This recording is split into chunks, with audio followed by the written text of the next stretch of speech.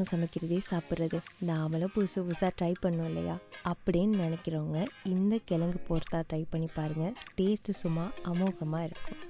அதுக்கு முதல்ல ஒரு கடாய் அடுப்பில் வச்சு கொஞ்சமாக எண்ணெய் விட்டு 5 வரமிளகாய் போட்டு பொரித்து எடுத்துக்கோங்க. அதோட ஒரு 10 பூண்டையும் போட்டு பொரித்து எடுத்துக்கோங்க.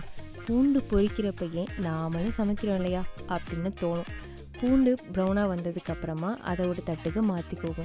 அப்புறமா ஒரு நீளமாக வெட்டின ஒரு வெங்காயத்தை போட்டு நல்லா வதக்கி எடுத்துக்கணும். அது ப்ரௌனாக வந்ததுக்கப்புறம் அதையும் அந்த தட்டுக்கு மாற்றிக்கணும். இதெல்லாம் போக 2 கிழங்கு அவிச்சு எடுத்து வச்சுக்கோங்க. அந்த கிழங்கையும் அதே எண்ணெயில் போட்டு பொரிக்க போகிறேன். இப்போது எல்லாத்தையும் பொரித்து தனித்தனியாக எடுத்து வச்சுக்கோங்க. அதுக்கப்புறமா ஒரு அகலமான பவுல் எடுத்து அதில் முதல்ல பொரித்து வச்சுருக்க வரமிளகாவை போட்டு நல்லா உடச்சி விட்டுக்கோங்க. நல்லா தூள் ஆகிற வரைக்கும் உடைக்கணும், இல்லைன்னா சாப்பிடும்போது கடிப்படும். அதோட வெங்காயத்தையும் சேர்த்து நல்லா மசிச்சுக்கோங்க. இதை மசிக்கும் போது கை எரியறதுக்கான வாய்ப்பு இருக்குது. நான் க்ளவுஸ் யூஸ் பண்ணல, உங்களுக்கு தேவைன்னா க்ளவுஸ் யூஸ் பண்ணிக்கலாம்.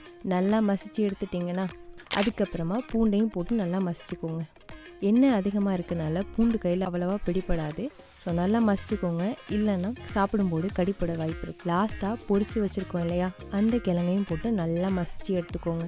எல்லாம் மசிச்சு எடுத்தது போக தேவையான அளவு உப்பு, மிளகுத்தூள் கொஞ்சம், இது கூடவே கொத்தமல்லி கொஞ்சம் சேர்த்து நல்லா பிசைஞ்சிக்கணும். இது எல்லாத்தையும் பிசைஞ்சு எடுத்தோன்னா டேஸ்டான காரசாரமான கிழங்கு போத்தா ரெடி. இதை சூடான சாதத்தோடு வச்சு ட்ரை பண்ணி பாருங்கள். டேஸ்ட்டு சும்மா அல்டிமேட்டாக இருக்கும்.